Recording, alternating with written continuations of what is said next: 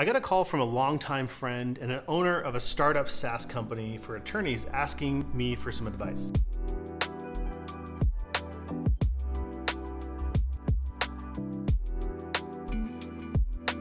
He wanted to know, how do I get more sales and how do I get my team to produce more? He's seen what I've done with my sales teams and inside of my own agency. He also knows that I've had plenty of experience selling to the same type of lawyers where he's currently struggling. You see, my friend, he hired a hotshot salesperson to come in and sell for his company. Now, this guy that he hired is an all-star in the SaaS space.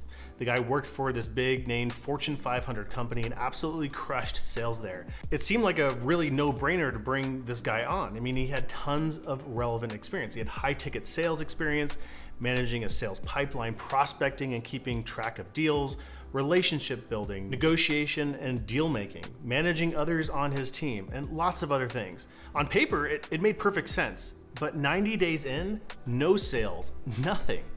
Appointments are irregular and closing deals is basically non-existent. So my friend's experience in hiring a salesperson, the thing about it is it echoes my own experience in my first few sales hires in my agency. I hired guys that had sales experience, so I was excited to be able to be the guy that wasn't selling anymore in my company, because until then it was just me. But just like my friend, each of those sales hires ultimately ended in failure when I ended up taking over sales 60 to 90 days later when there was no traction. I mean, it was so frustrating. Why was this happening when guys that I hired should have been able to do the job? Well, here's my theory. There's no such thing as a sales all-star.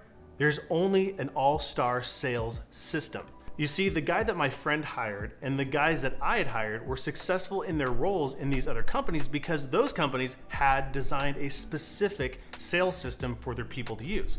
Now, it was the system that worked, not necessarily the people working the system. Now, Michael Gerber in his book, E-Myth, says systems run businesses and people run the systems.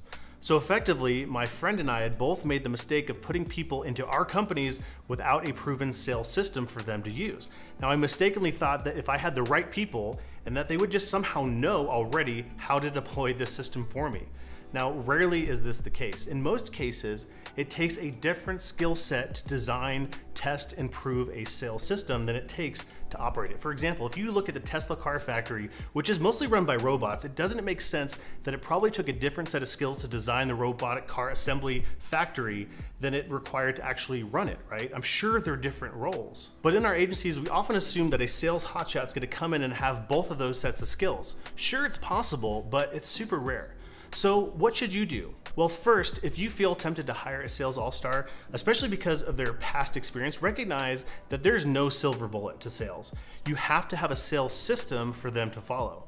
Second, recognize that if you've had any small measure of success in selling your services to clients, congratulations, you have a sales system, but you just might not know how it works yet. If you're set on hiring a salesperson to fill a sales role, don't expect them to come in and design their own system.